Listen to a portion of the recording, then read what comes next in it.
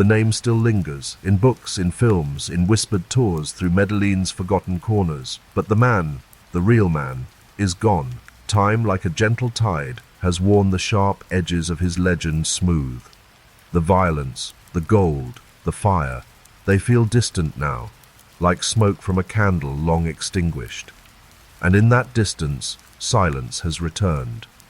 Not the silence of fear, nor the silence of hiding, but something deeper, a stillness that settles when the world finally exhales.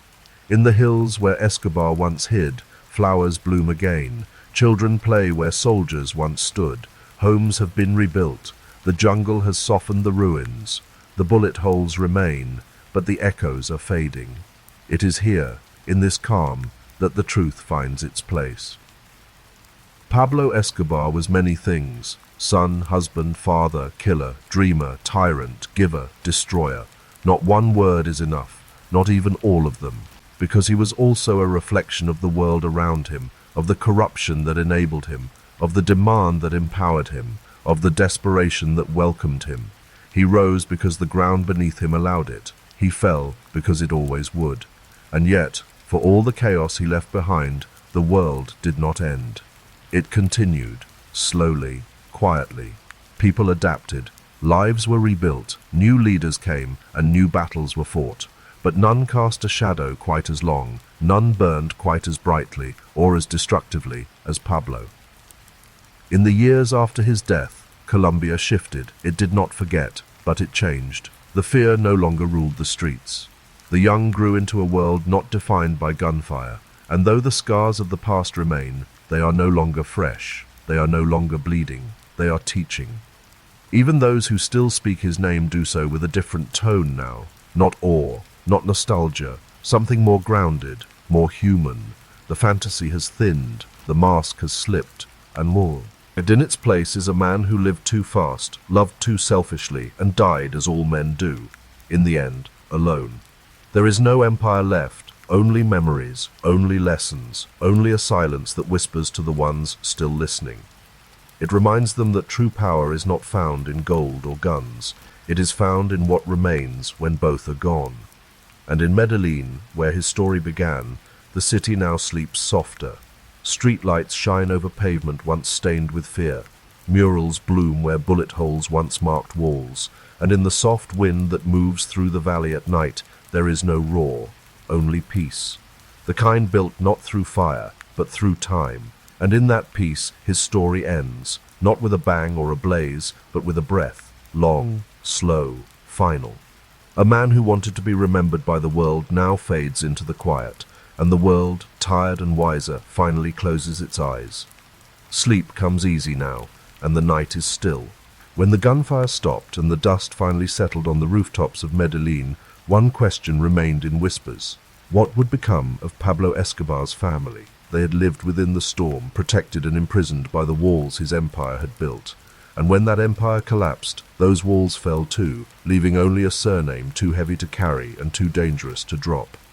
His wife, Maria Victoria, had once lived in silence, in the shadows, beside the man who ruled over billions. But she had never asked for power, never sought thrones or blood. She had only wanted safety, peace, a home for her children. When he died, she did not grieve publicly. She gathered her family and disappeared.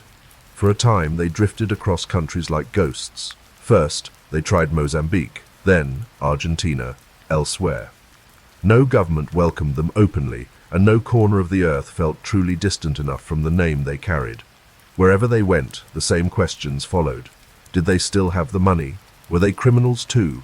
Did they mourn him or fear him? But over time, they stopped running and tried instead to live. Sebastián Marroquín, once known as Juan Pablo Escobar, changed not just his name, but his path. He did not deny who his father was, nor did he try to protect the legacy. He chose, instead, to confront it, to speak about it, to understand the man who had shaped his world through both love and destruction. He became an architect, then an author, then a speaker, and through it all he carried both burden and clarity. He met the families of victims, apologized publicly, faced the silence left by decades of violence, and chose not to justify it, but to reveal it. His books were not written to glorify, They were written to untangle. In interviews, he spoke in slow tones, not angry, not ashamed, simply honest. He described the night they fled the compound, the moments his father cried, the threats from enemies who once bowed at Pablo's feet, and the lifelong weight of being a son, not of a man, but of a myth. And yet, he lived quietly. No limelight, no wealth, only a life shaped by survival and reflection. His sister, Manuela, lived even more quietly. She never recovered from the fear, from the bombing attempts, from the long nights in hiding. Her father had tried to shield her from his world, but the world bled through anyway. After his death, she faded from view, sought privacy, a soft life, as far from history as she could manage. They did not ask to be symbols, but in some quiet way they became them, symbols of the lives left behind in every empire built on violence, not soldiers, not generals, just people caught in the collapse. They reminded the world that behind every kingpin lies a home filled with unanswered questions, with broken routines, with empty chairs. Pablo had once promised his family that everything he did was for them, but power is a cruel gift, and by the end it had given them nothing they truly wanted. Still, they endured, not with riches or revenge, but with remembrance. In a world still fascinated by Escobar's myth, they chose truth. Quiet, heavy, uncomfortable truth. And in that truth, there was a kind of healing. Not for all, not for everything, but for a few. And sometimes, for those who survive, a little is enough. The story of Pablo Escobar did not remain within Colombia's borders. Long after his empire crumbled, long after the final bullets left his body cold on a Medellín rooftop, the ripples of his life spread outward, across oceans, through policies, into the minds of strangers who had never seen the Andes, never tasted the air of Medellín, yet somehow knew his name like they knew a myth. He had become more than a man. He had become a mirror, reflecting something global, something hidden, something timeless. In Washington, his name was carved into briefings, into funding proposals, into the blueprint of a war on drugs that would stretch across decades and continents. For U.S. agencies, Escobar had become both proof of success and a cautionary tale. His death showed the world that no drug lord was untouchable, but his rise showed just how far corruption, money, and demand could stretch. And so, the world responded. More helicopters, more raids, more extradition treaties, more prisons built to house those who followed in his footsteps. But no matter how many doors were kicked in, no matter how many cartels were named and renamed, the trade endured. The names changed. Cali, Sinaloa, Norte del Valle, Zetas, but the current kept flowing, because Escobar had not created the current. He had only surfed it. The demand had never been in Colombia. It had been elsewhere, in cities bathed in light and wealth, where drugs were bought in silence and consumed in secret. The war was never only about supply, it was about desire. Escobar understood that, and so did those who came after him. But still, his name remained the loudest. In Europe, his story became a case study in universities. In Asia, his image appeared on t-shirts and murals. In Africa, smugglers whispered about him as they built new routes. His methods had become a kind of blueprint, his boldness, a legend, his fall. A warning wrapped in fascination. He had become global property. And in becoming that, he was no longer entirely real.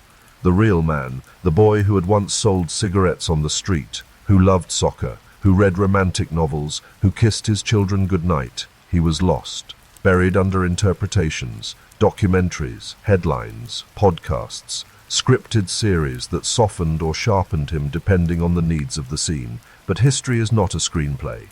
It is a scar, and Pablo left many, in the rural towns caught in the crossfire, in the families whose names never made it into the newspapers, in the honest officers who died unnoticed, in the children who lost parents they would never remember, in the silence that followed a decade of noise. Even the coca farmers, those at the very bottom, remembered him differently, some with grief, some with reverence. He had paid them well, protected their land, or threatened it, or both. There was no one truth, just overlapping shadows. What lingered most of all was the lesson that power built on fear cannot hold forever. that money, no matter how much, cannot buy safety. That fame earned through blood turns cold in the end. Escobar's reach, while long, could not outlive the world's slow awakening. Nations began to question the cost of the war on drugs. Some shifted policies, others legalized what was once hunted. Slowly the tide changed, not quickly, not cleanly, but undeniably. And in that changing tide, his myth began to dim, not vanish, but soften. He was no longer the centerpiece, only a chapter, a man born of his time, consumed by his choices, a symbol that the world was slowly learning how to outgrow. There came a time, years after the last photograph of Pablo Escobar was taken, when the children born in the ashes of his empire began to grow. They knew his name, of course. How could they not? It was etched into the walls of Medellín, whispered through alleyways, and printed on T-shirts sold to tourists. But to them, he was not a father, nor a savior, nor an enemy. He was history, a shadow stretching over their childhoods like a cloud that refused to drift away. These were the sons and daughters of survivors. Some were the children of police officers, raised by quiet men who came home in silence, bearing memories they never spoke aloud. Some were the children of sicarios, hitmen who had long since vanished, imprisoned or killed, their last messages sent from concrete cells.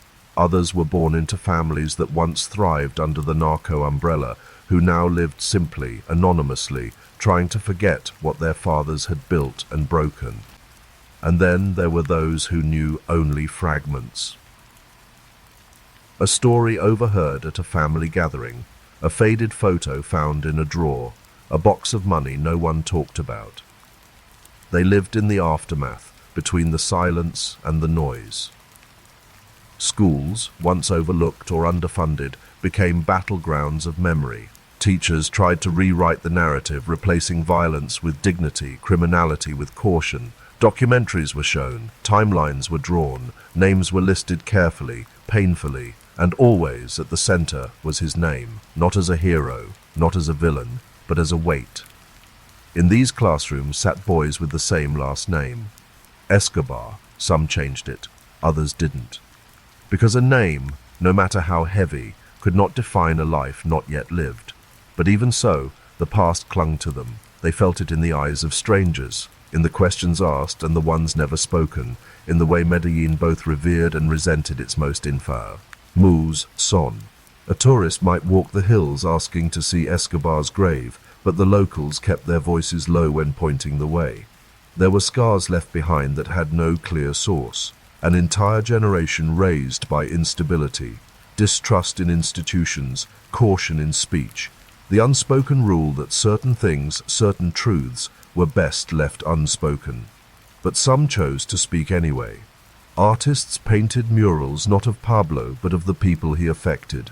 Poets told stories not of the money but of the grief. Rappers rhymed about choices, about survival, about the weight of legacy. Filmmakers shot documentaries not for profit but for healing. They weren't trying to forget him, they were trying to understand what he left behind. And through this quiet reckoning, Medellín began to transform, not just in buildings and infrastructure, but in soul. It was not instant, it was not without struggle, but little by little, the city that had once burned with gunfire began to glow with something softer, something more human. Memorials were built, names of the dead inscribed gently into stone, exhibits opened, workshops held in prisons. Former hitmen, now old and quiet, told their stories not with pride, but with regret, hoping their truths might stop another young boy from falling into the same myth. Because the myth was still dangerous, it still whispered, still promised power in a world that felt powerless. But the new generation, those born in the dust, began to listen less to the myth and more to each other. And in that listening, a different kind of legacy was born. One not of empire, but of empathy.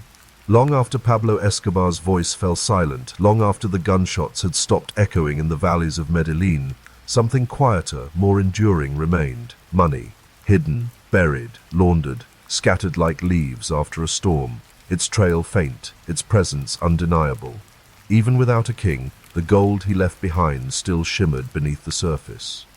For years, rumors swirled, of vaults tucked into mountain caves, of barrels filled with American bills buried beneath farms, of false walls in countryside homes that concealed millions wrapped in plastic. Children, years later, digging in fields behind abandoned houses, would find brittle bundles of dollars eaten by mold, faded by time. It was a strange inheritance. Pablo had always known his empire might collapse, and so he prepared. Not just with weapons or allies, but with cash. He hoarded wealth not in banks, but in hiding places. He did not trust the system. He did not believe in permanence. His treasure map, if it ever existed, was held only in his memory. And when he died, many secrets died with him. But some traces remained. Investigators spent decades tracing his network of shell companies, false accounts, properties purchased under fake names, luxury apartments in Panama, car dealerships in Ecuador, warehouses in the Dominican Republic, and even in Miami, real estate quietly purchased through layers of intermediaries. But most of the money was never found, because money, like water, finds a way to blend in. Much of it flowed back into Medellín, not as cash, but as change. Quiet investments in new buildings, construction companies with clean names but dirty roots, renovated parks, clinics, schools, entire city blocks paid for with funds no one questioned too closely. It became difficult to know where Escobar ended and the city began. And for many, it didn't matter. They had grown up with his money. Their streets were paved with it. Their homes had roofs because of it. They could not untangle their survival from his crimes. His fortune did not just build a kingdom, it quietly shaped the future of countless families, most of whom had never touched a gun or smuggled a gram. Even more quietly, his influence extended to politics.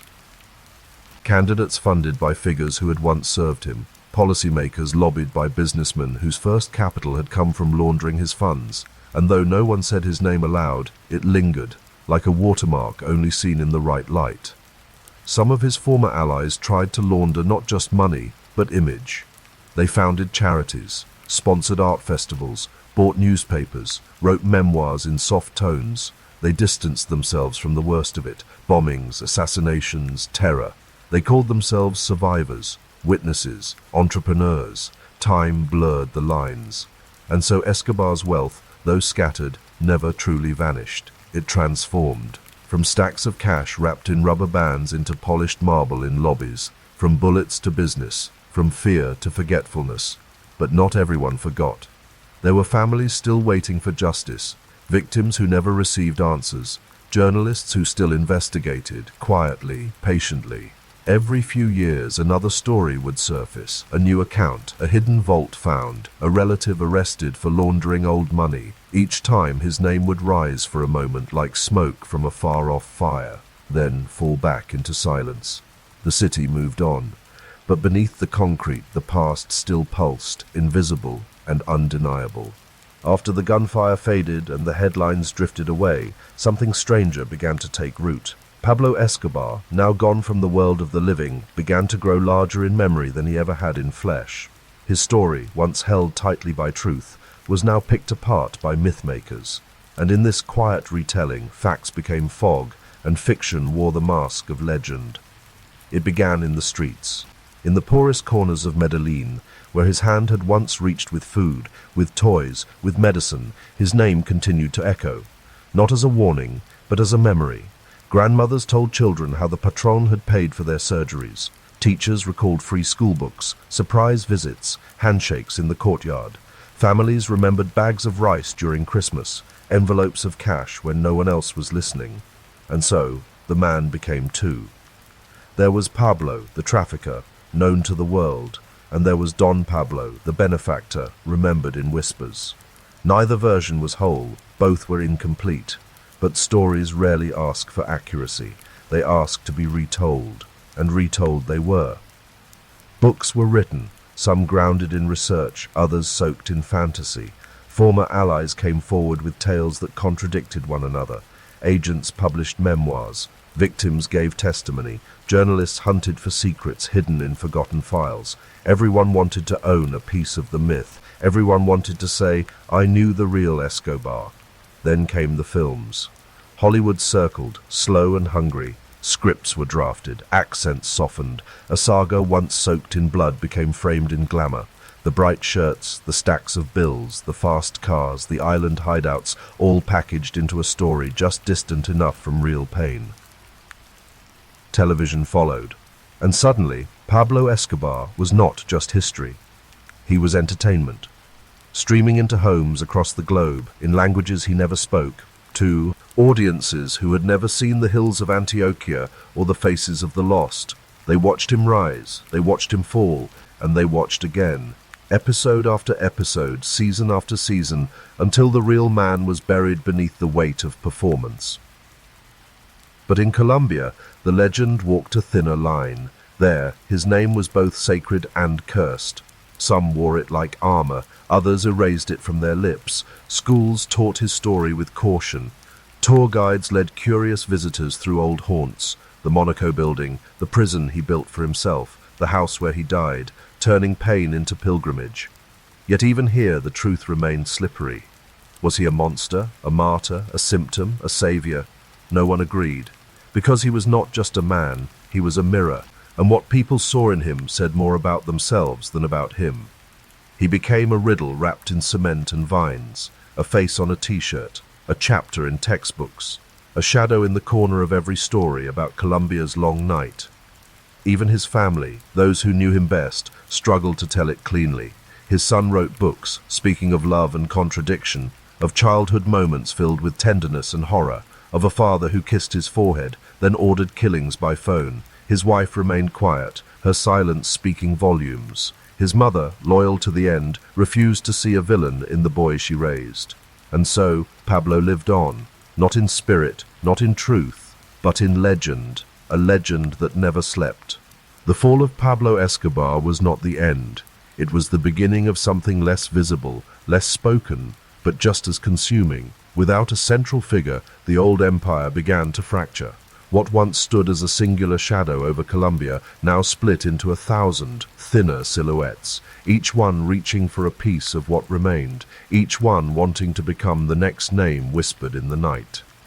The Medellín cartel, once one of the most feared criminal syndicates on earth, dissolved without ceremony. His lieutenants scattered, some surrendered, others disappeared. A few were killed quietly in distant countries, far from the spotlight. The vast network of informants, smugglers and enforcers melted into the streets. Many rebranded, some retired, most vanished like steam from wet concrete. But the drug trade did not end. It shifted. The Cali cartel, long a rival of Escobar's operation, moved quickly to fill the gap. Unlike Pablo's chaotic, violent rule, the Cali bosses operated with precision and discretion. They avoided headlines. They bribed rather than bombed. They used lawyers, not assassins. Where Escobar had been fire, they were ice. Where he had built palaces, they built silence. For a few years, they thrived in the absence of their most dangerous enemy. But the government, now emboldened and more focused, came for them too. By the late 1990s, the major cartels had crumbled. What rose in their place was far more elusive. Smaller groups, regional factions, hybrid gangs, each claiming territory, each adapting. The trade routes shifted. Cocaine still flowed north, but the hands that carried it changed more often. It was no longer a war between kings. It was a war between ghosts. Meanwhile, Colombia itself changed. It had no choice. The nation, long held hostage by narco money, began the painful process of reclaiming its institutions. Reforms came, some honed, some only cosmetic. Police became more disciplined, intelligence more effective, international cooperation expanded, but corruption, though bruised, never vanished. It merely took on new forms. The scars Escobar left behind were not only physical, though the cities bore plenty of those. There were roads he built still in use, neighborhoods he funded still occupied, stadiums that still echoed with children's voices. But there were also empty homes, fatherless children, entire generations raised in the aftermath of his rule, never knowing peace but always sensing its absence. And there were stories, told quietly, in prison yards and street corners, in whispered tales passed from one generation to the next. Stories of a man who had lived like a king, died like a fugitive, and still managed to haunt a nation's memory like a dream, both sweet and bitter. Foreign powers kept watching. The U.S. Drug Enforcement Administration, having tasted victory, now faced a new challenge, fighting an enemy with no single face, no central command, no towering figure like Escobar. It became a war without borders, and the legend of Pablo, rather than deterring others, inspired them. His life became a blueprint, his fall a warning, but his name remained, a quiet echo across continents. Even as the world moved forward, Colombia remained marked, in documentaries, in faded murals.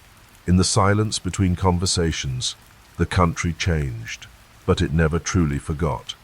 In the days that followed, the rain in Medellín slowed to a drizzle. The streets remained wet, quiet, slick with the quiet touch of December. Pablo Escobar's death, announced across the world, did not bring fireworks. There was no parade of closure, no sigh of collective relief, just a long, aching pause.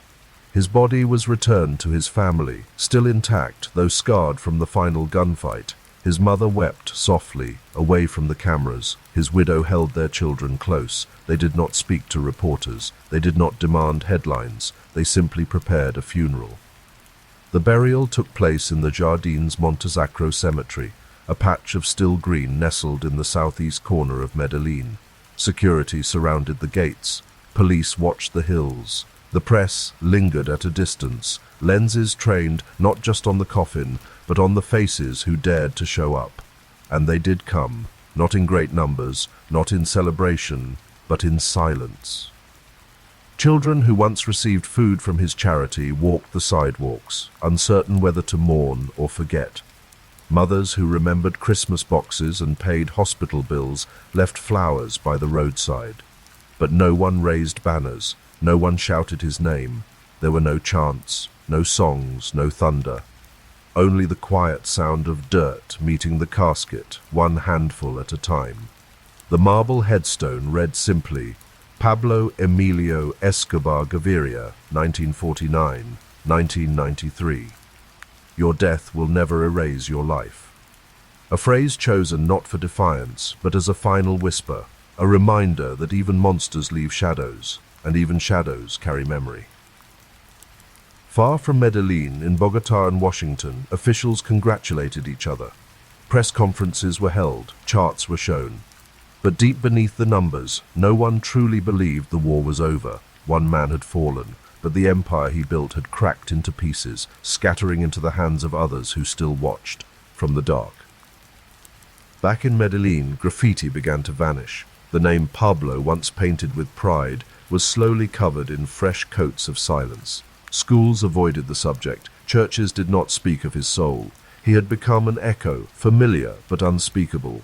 His family sought exile. They were no longer symbols, just survivors. His wife petitioned country after country for safe passage. Argentina, Germany, Mozambique. She didn't want wealth, only safety. But the world viewed the Escobar name as poison. It clung to passports. It shadowed hotel rooms. It silenced phone calls.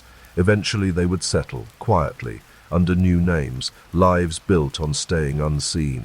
But Pablo's legacy, even in death, would not rest.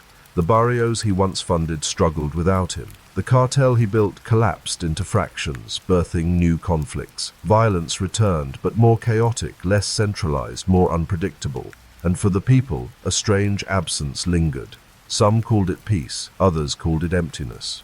Because for all his crimes, for all his terror, Escobar had filled a void the state had never touched. He had been both villain and provider. His death did not erase that contradiction. It simply made it harder to name. His grave, over the years, would receive visitors, not many, and not loudly. Some came to spit, some came to pray. Most came only to understand how one man could rise so high and fall so far, and still be remembered in whispers. No one built statues. No one wrote lullabies. But the hills of Medellín still carried his story, folded into fog, stitched into silence, told only when the night grew long and the city had nothing left to say. The morning began like any other, overcast and slow. The Medellín sky hung low, thick with cloud, hiding the sun in a muted blanket of grey. It was December 2nd, 1993. a Thursday, the last day of Pablo Escobar's life, though he did not yet know it. He woke in a small borrowed room on the second floor of a modest home tucked inside the Los Olivos neighborhood. The walls were painted in pale green. The windows were narrow and curtained. It was not the kind of place kings lived in, but then again, he was no longer a king. He moved slowly that morning, not from fear, but from the weight of the life he had carried for too long. His body ached, not from age, but from years of evasion, loss, and waiting. His hair had grayed at the edges. His fingers trembled just slightly when he poured his coffee, still black, still strong. He sat quietly, looking through a faded photo of his children tucked in a worn wallet. Their faces reminded him of what still tethered him to the earth. He made a call. It was brief, just a few minutes, a check-in, a father's voice, soft, careful. He didn't say where he was, he never did. But the sound of his voice, even just for a few seconds, was his only way of touching them from exile. But the call had been tracked. The search block, now fully active and circling tighter, had deployed all their assets, direction-finding vans, signal triangulation. They had monitored the city's phone grid for weeks, waiting for a signal that matched his patterns. When he spoke that morning, he spoke just long enough. By late morning, a team had quietly moved into position. They didn't storm in with sirens. They approached like shadows, one step at a time, boots sinking into wet ground, radios low. On nearby rooftops, plainclothes agents crouched with binoculars, eyes locked on the house. Inside, Pablo sensed something. Maybe it was instinct, maybe just a change in the air. He stood, looked through the curtains, and for a moment, just a moment, he understood. They had found him. The men inside the house, loyal but weary, scrambled. Pablo moved quickly, no hesitation. He grabbed a pistol, tucked it into his waistband, and stepped onto the rooftop. From the adjacent building, a spotter called it in. He was on the roof. The order was given. Move in. Now. Gunfire broke the silence like a slow crack, not a roar. A burst, short and direct. The agents moved closer. Pablo returned fire. Not wildly, but with practiced calm. He hit nothing, but neither did he run. He was cornered. The rooftop offered no path forward. And still, he moved. He kept firing until the final round left the chamber. Then a second burst. A bullet struck his leg, another tore through his torso, and one, whether fired by an agent or himself, found his head. Pablo Escobar collapsed on the tiles, face down. The gun slipped from his hand. Blood pooled in silence. There were no speeches, no final words, just the sound of a radio confirming, "Target down." In the quiet that followed, the men approached his body not with triumph, but with quiet reverence. He had been a monster to some, a savior to others, but above all, he had been a man who changed the shape of a country. They turned him over, took photographs, covered his body, carried him down through the narrow stairwell of the same house he had entered just days before. Outside, the streets did not erupt. There were no parades, no riots, only a strange stillness, as if the entire city had exhaled at once. The war was over, but peace would take much longer to arrive. It was 1993. The rain returned to Medellín in long, whispering sheets, soaking rooftops, washing the blood off curbs that no one bothered to clean. The city, once a kingdom beneath his feet, now watched in silence. The people who once cheered for him now kept their windows closed. The city had grown weary of the war, and Pablo Escobar, the man who had once made it breathe with his name, had become a ghost. But even ghosts leave footprints. The search block, now equipped with better intelligence, more precise tools, and the support of foreign agencies, had begun to close the map. They tracked not Pablo, but his needs, money, family, shelter. Every call he made, every trusted friend, became a path traced in ink. The walls of the operation room in Bogotá were covered with phone numbers, street names, last sightings. Each thread led a little closer. Pablo had once commanded a network that reached continents. Now he was reduced to signals and whispers. His calls were shorter, his hideouts smaller. He no longer dared move in daylight. The once smooth face was worn, the mustache thinner. Sleep came in short, guarded moments. Food was cold more often than hot. The war had left his body intact, but something inside him had begun to erode. His family remained his last point of light. His wife and children, hidden and watched, became the bait his enemies quietly hoped he would follow. But Pablo remained cautious. He made arrangements for their safety, deals with governments, offers to surrender under conditions. None were accepted. They wanted him, not just gone, but broken. Los Pepes, operating like a shadow army, continued their purge. They dismantled what remained of his empire with surgical precision. Warehouses were seized, couriers were executed, accountants vanished. Pablo had once ruled over billions. Now he counted every dollar. What remained was no longer power. It was survival. And yet, he did not give in. He still carried the belief, deep, unshakable, that he could rebuild. That one lucky escape, one quiet deal, one moment of misstep from his enemies would open a door. Behind every fall, he saw the chance to rise again. But those around him saw the truth. His last loyal men now moved like ghosts themselves, pale-eyed, sleep-starved, jittery. They no longer asked for payment, they asked for time, and even they began to question whether the legend had already ended, long before the man would. One of his last safe houses was a narrow, upper-floor apartment in a modest Medellín neighborhood.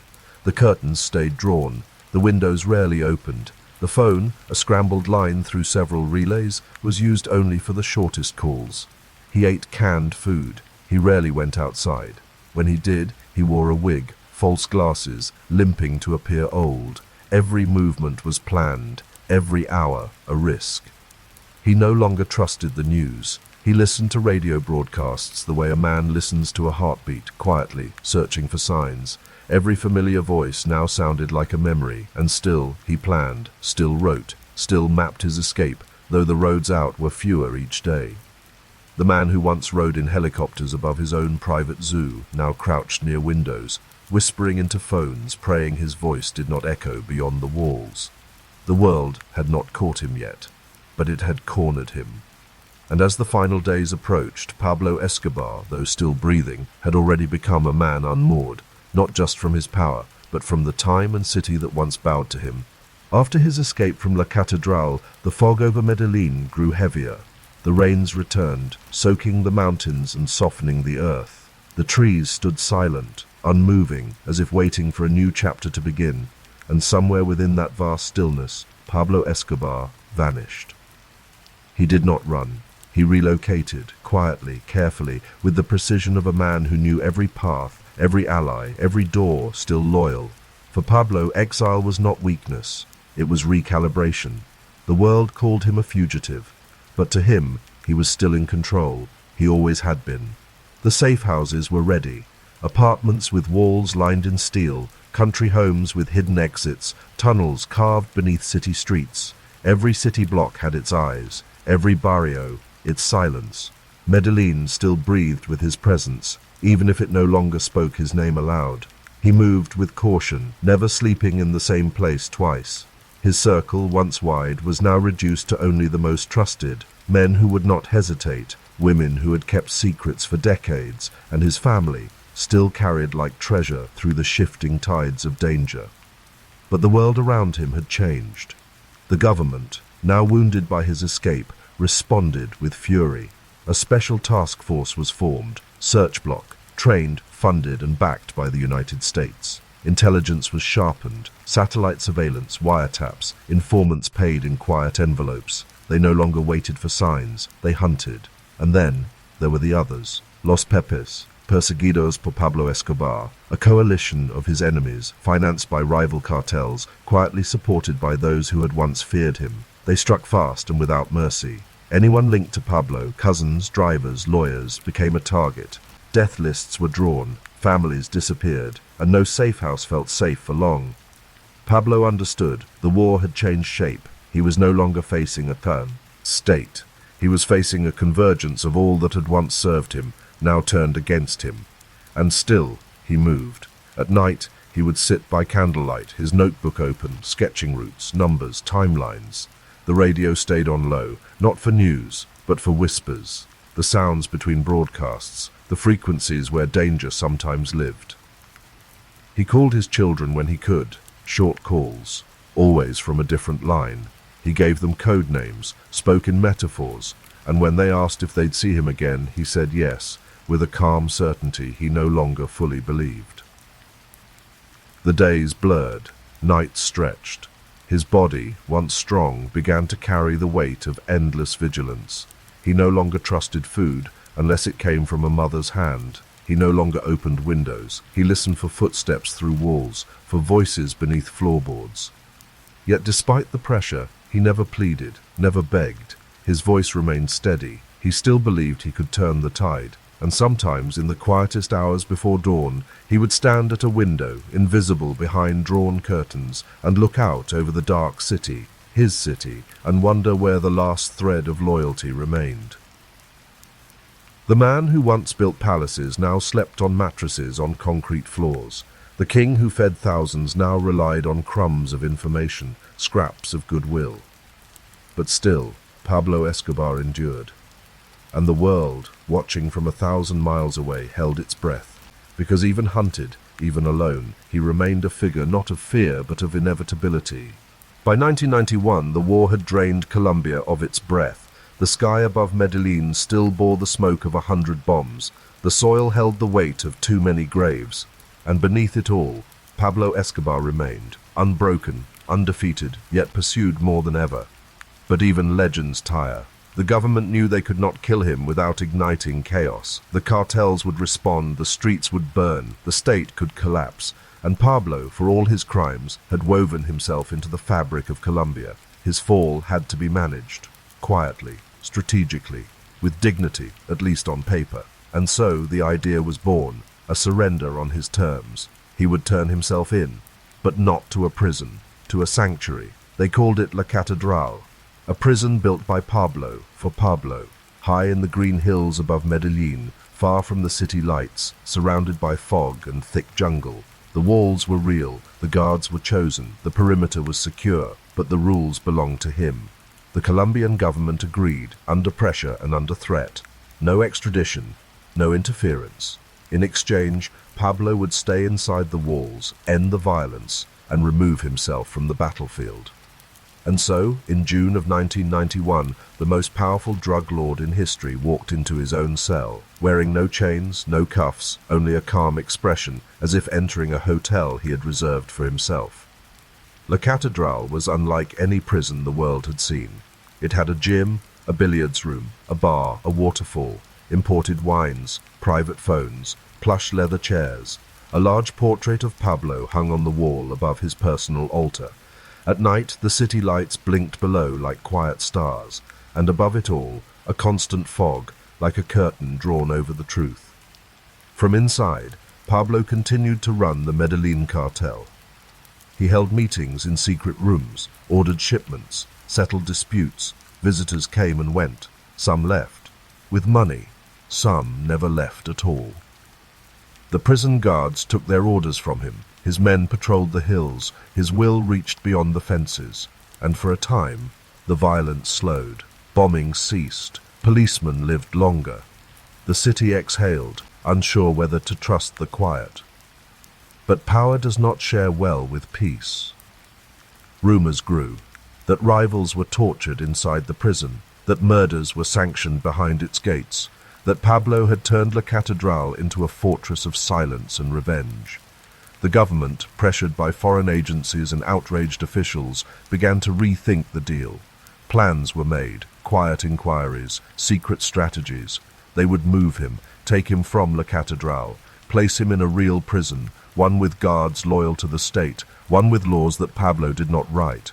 But he heard their whispers. In July of 1992, with rain falling gently on the hills, Pablo Escobar vanished from La Catedral. No alarms, no violence, no resistance. He walked out, as if he had only ever stepped inside to rest. And once again, the most wanted man in the world dissolved into the Colombian mist. The silence of early morning in Medellín had changed. What was once peaceful now felt heavy, expectant, as if the air itself held its breath. And deep within that silence, a man who once commanded a city's love began to feel the slow unraveling of the life he had built. Pablo Escobar was still powerful. His cartel still moved thousands of kilos each month. His wealth still made governments tremble, but something more subtle had begun to slip. Trust, certainty. And in Pablo's world, where decisions meant life or disappearance, doubt was the one thing he could not afford. The streets still spoke his name, but the tone had shifted. Fear had begun to edge out affection. Where once he built clinics and schools, now his name was spoken alongside smoke and ruin. The people he had fed, clothed and sheltered still remembered, but the bombs had grown louder than the gifts. The government, unwilling to bend to his war, now turned toward something colder, something patient. It struck not through police, but through silence. It sought his network, his allies, his infrastructure, and most of all, it hunted Gustavo. Gustavo Gaviria had always been the mind behind the movement. If Pablo was the will, Gustavo was the method, and the government knew it. Surveillance tightened, wiretaps, tailing, informants, nothing public, nothing loud, just a slow, tightening noose. Then came August 1990. Gustavo was cornered, surrounded in a quiet Medellín neighborhood. There was no trial, no warning. Gunfire cracked through morning air, and Colombia lost one of its most efficient criminals. Pablo lost his cousin, his brother, his only equal. They brought him the news quietly. No wailing, no panic. Pablo simply sat in the courtyard of his safe house and looked out across the garden, unmoving. Gustavo had built his empire beside him. Now that side was gone. The pain didn't show on his face. But everything inside him changed forever. He buried Gustavo in silence. No cameras, no crowds, just a quiet ceremony in the hills, beneath grey skies and eucalyptus trees. And after that, Pablo began to speak less, trust less. He built higher walls, tightened his circle. Everyone was suspect. Everyone could be turned. His war, once waged with strategy and loyalty, became reactive, paranoid, personal. The violence intensified. Judges, journalists, and even presidential candidates fell under the storm of his vengeance. Luis Carlos Galan, a man who had vowed to end cartel rule, was assassinated on stage under blinding lights and roaring crowds. The message rang through every capital.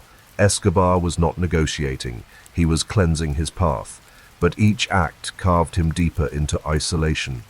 His wife and children now moved constantly, sheltered by guards and false identities. His mother lived in secrecy. His network grew smaller as allies fled, died, or turned. And still, Pablo would not stop, could not. To retreat was to surrender, and to surrender was to vanish. By now, Pablo's days were filled with movement, from one safe house to another. No more estates, no more sunlight on balconies, only dim rooms, maps, burned phones, and a list of names, those who could still be trusted and those who could not. And always the weight of Gustavo's absence pressed down. Some say he began to write letters to his cousin late at night, not mailed, not sent, just words scrawled on scraps of paper, folded and tucked away.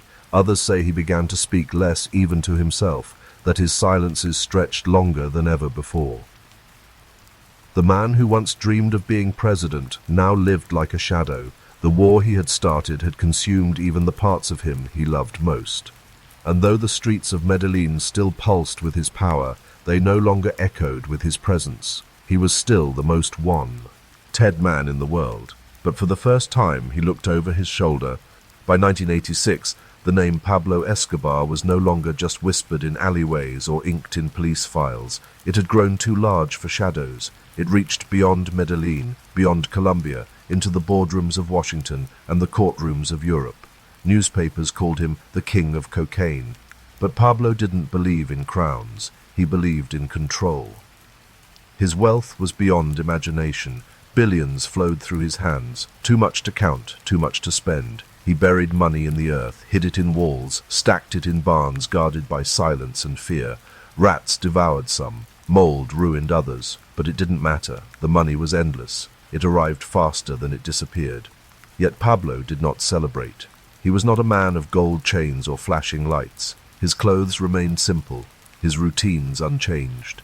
He walked slowly, spoke quietly, carried himself like a man whose thoughts were always just beyond reach. He trusted few. He watched everyone.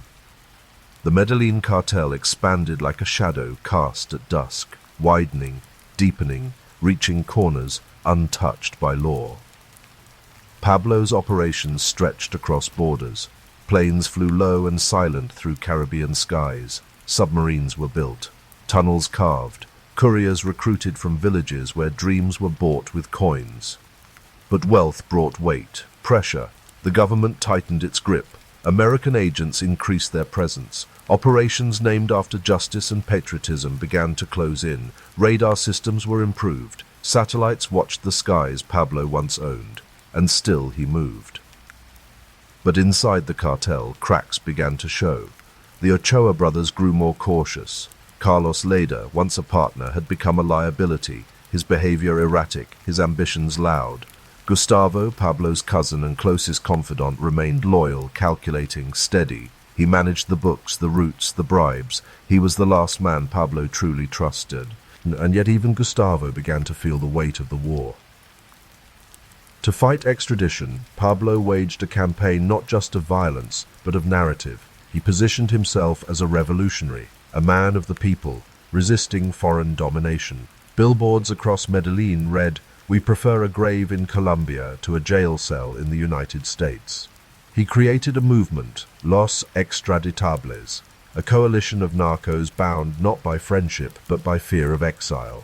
Their message was simple: if we go, we take the country with us. And Colombia listened, not because it agreed, but because it was afraid. The violence escalated. Judges were murdered, presidential candidates threatened. Entire blocks in Bogotá turned to smoke and rubble. The state responded with raids, arrests, military operations. But Pablo remained elusive, always one step ahead. He didn't disappear. He dissolved into forests, into ranches, into the loyalty of hundreds who would rather die than betray him. He still gave to the poor, still sent food and medicine to neighborhoods the government had long abandoned.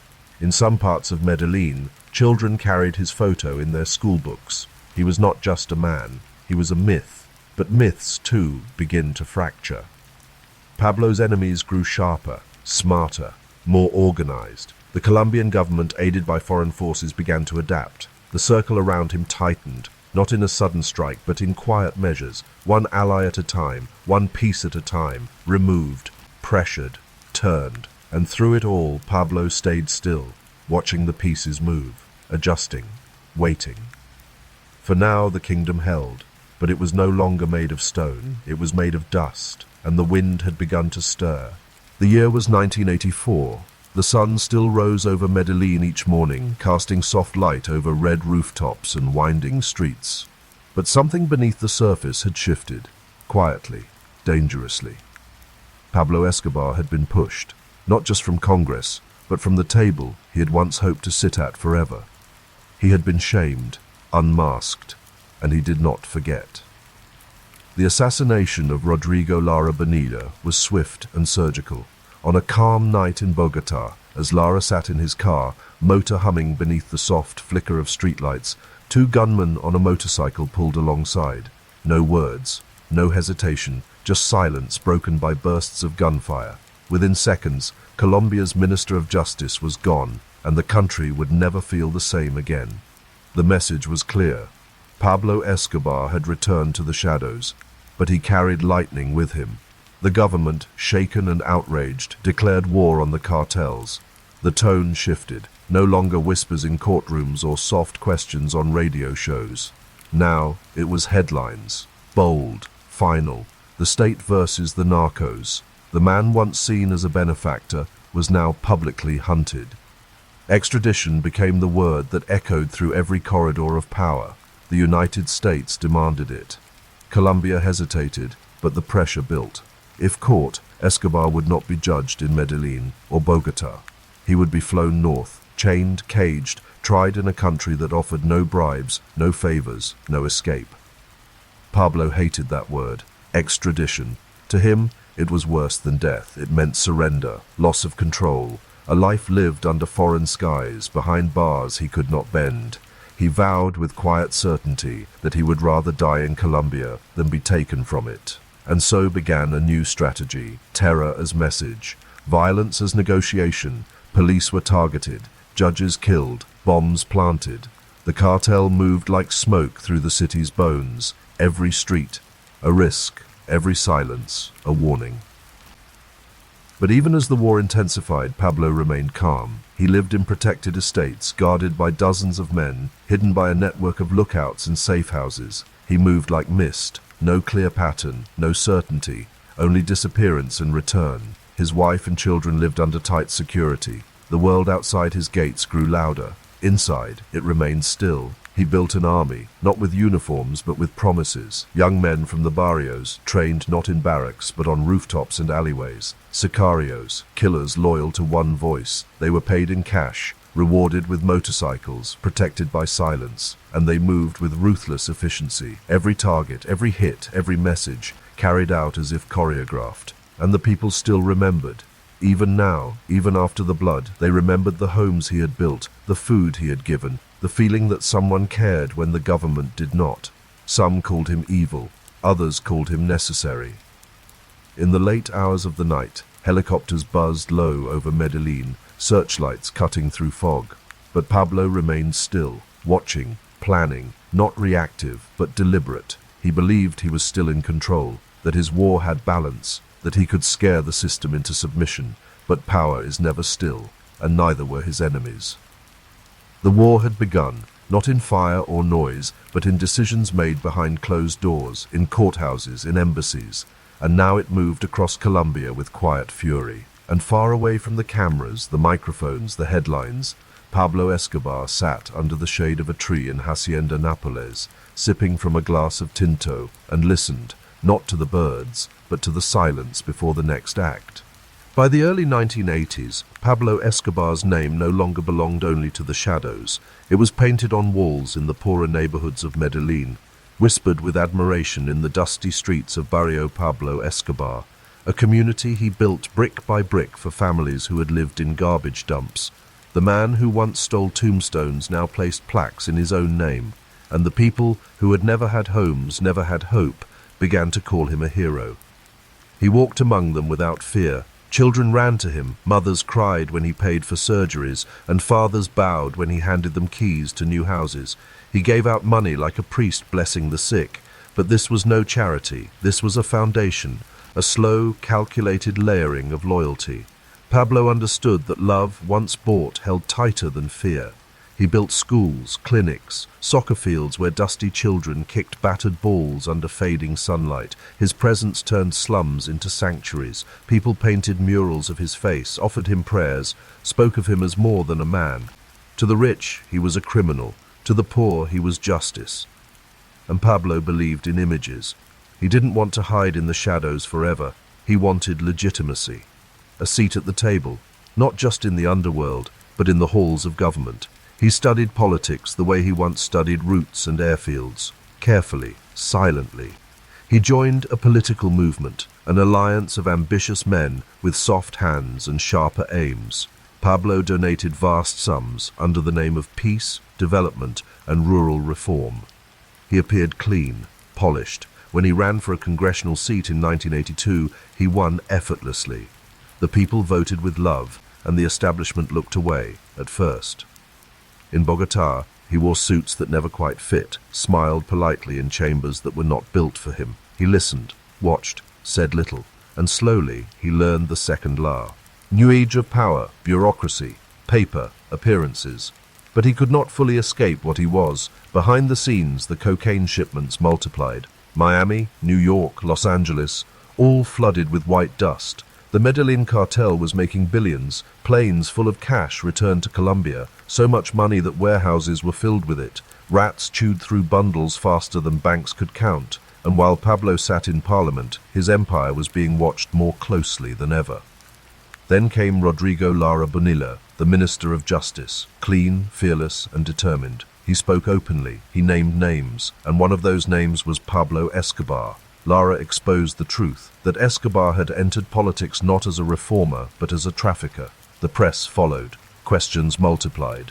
The walls that Pablo had quietly walked through now turned to steel. Within weeks, Pablo was expelled from Congress. His political career ended before it truly began. He was humiliated, not in private, but in front of the nation. The boy from Rio Negro who had climbed every ladder was now forced back into the shadows. The mask cracked, the illusion broke. He didn't speak of it publicly. He returned to Medellín, quiet, still, but something had changed. He would no longer seek legitimacy. He would take control another way. And in the quiet corridors of his estate, where the lights stayed dim and the nights were long, Pablo Escobar began to rewrite his path, not as a politician, but as a force the government could no longer ignore or contain. The first taste of coca had not just opened a door, it had built a tunnel beneath everything, and Pablo Escobar was moving through it, slowly, with no intention of turning back. The city of Medellín, nestled in its valley of fog and flame trees, was changing. The air smelled different. The streets buzzed, not with traffic or laughter, but with something quieter. Money moving in silence, names whispered, lives rearranged without noise. At the center of it all stood a man who understood the nature of quiet power better than anyone. Pablo Escobar was no longer a smuggler. He was becoming something else, something larger than his name. The Medellín cartel didn't start with a ceremony. There were no announcements, no banners, no declarations of intent. It began as an arrangement, a meeting between men who all understood the stakes. Gustavo Gaviria, Pablo's cousin, soft-spoken, intelligent, with a mind for finance and logistics, was the first. He became the quiet architect of what they built. Then came the Ochoa brothers, Jorge Luis, Fabio, and Juan David, horse breeders with land, money, and an interest in the expanding market. And Carlos Leda, wild and charismatic, obsessed with power, with airplanes, with the shape of the world beyond Colombia.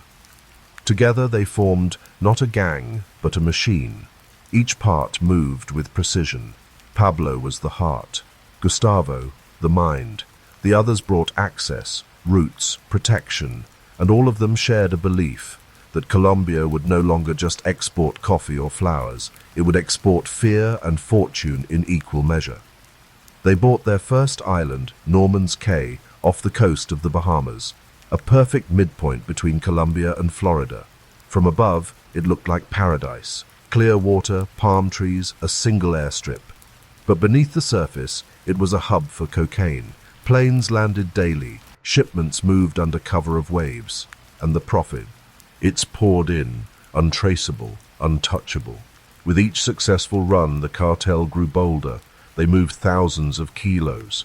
The United States began to notice, but by the time the DEA caught wind of what was happening, the network was already too vast. The Medellín cartel wasn't just a group of traffickers, it was a structure, a system.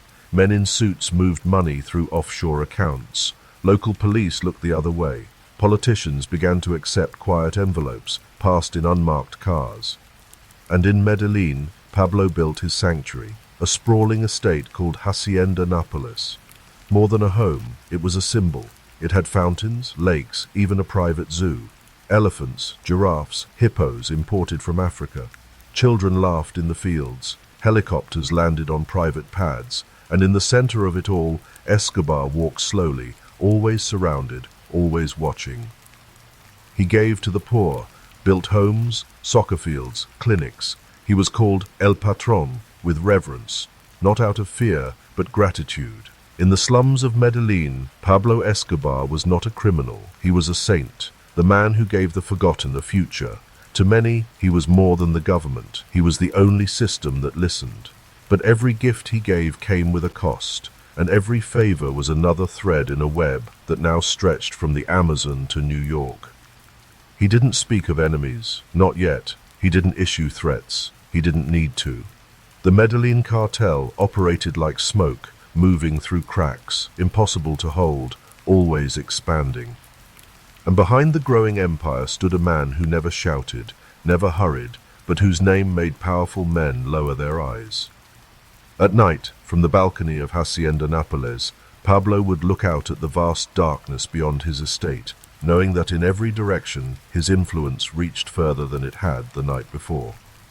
The cartel was no longer just an operation, it was a stat, within a state, and its founder, quiet, steady, calculating, had only just begun.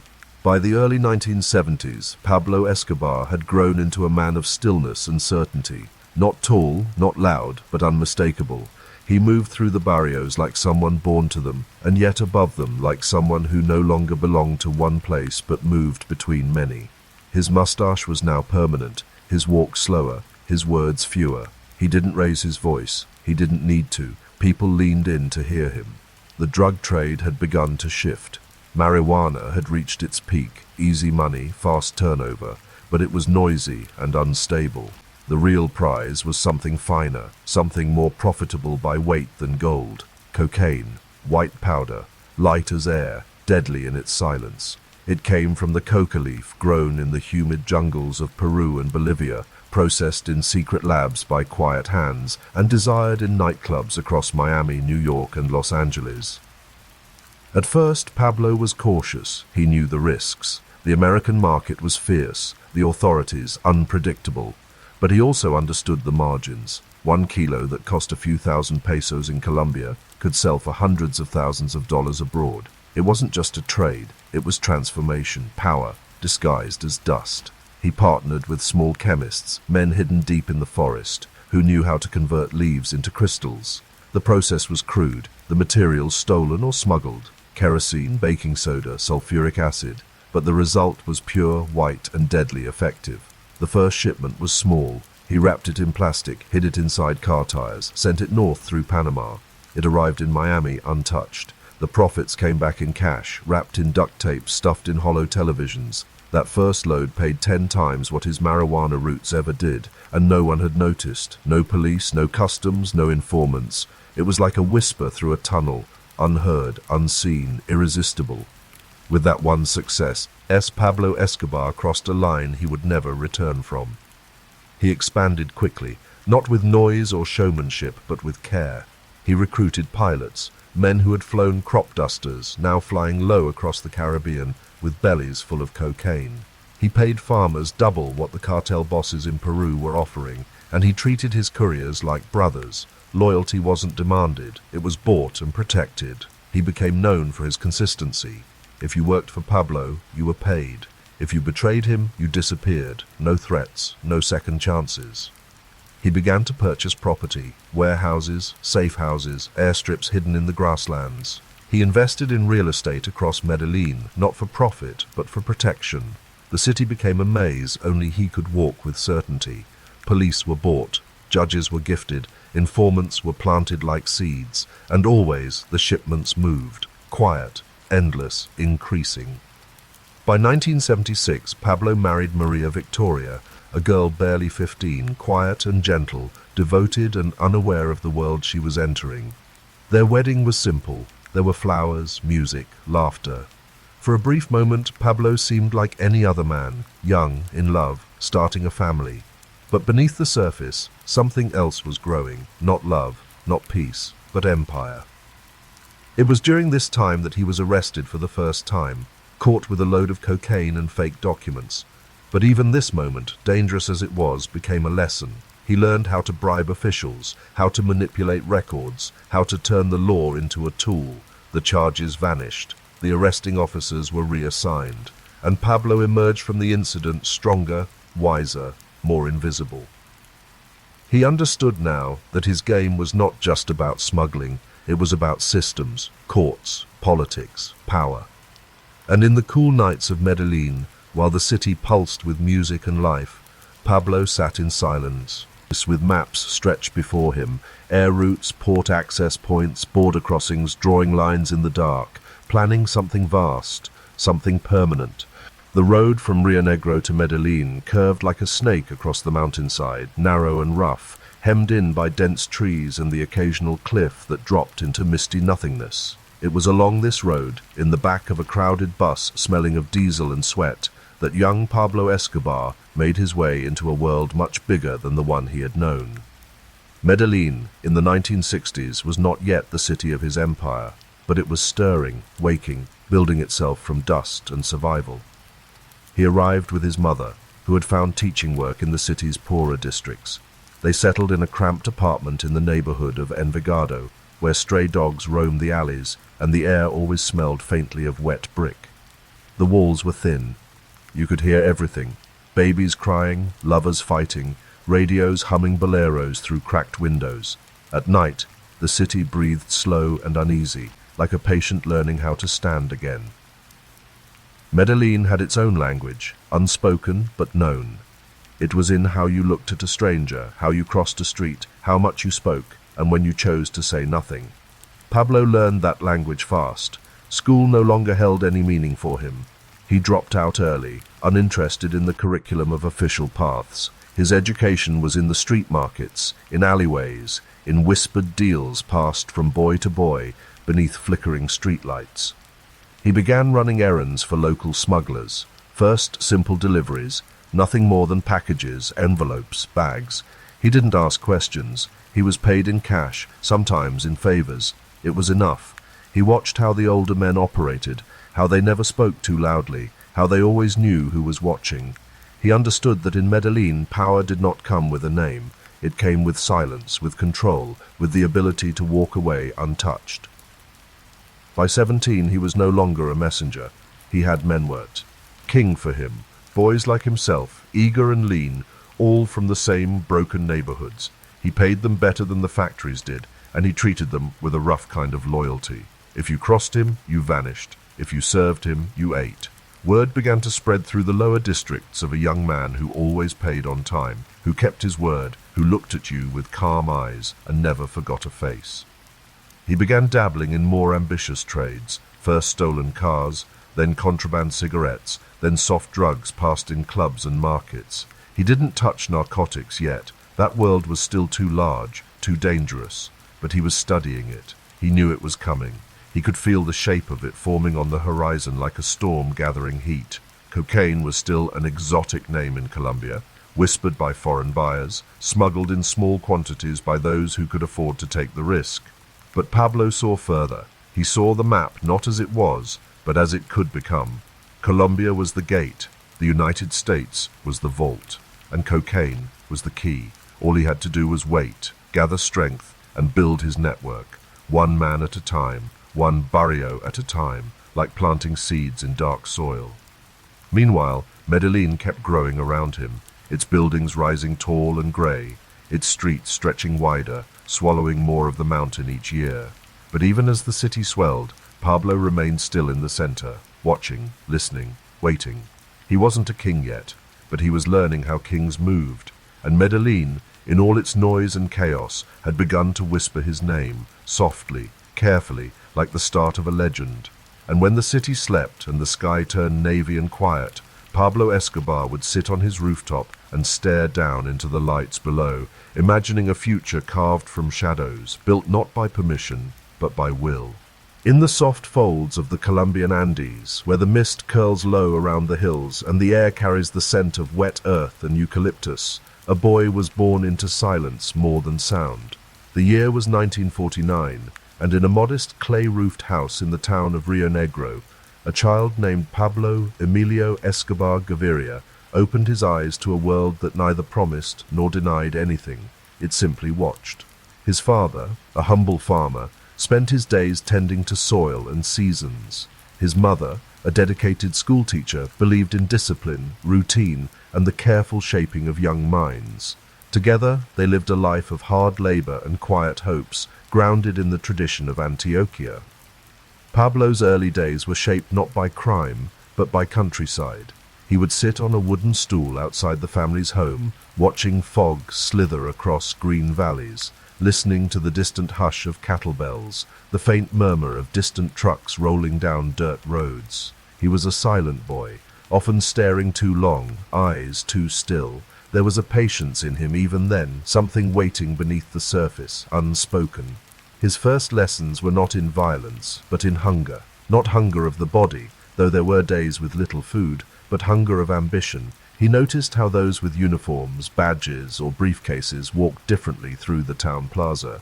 He noticed how people stepped aside for them, how power carried its own sound, subtle but firm. And though he was still just a child, he began to understand something that would shape every choice he'd make. Respect could be taken when it wasn't given.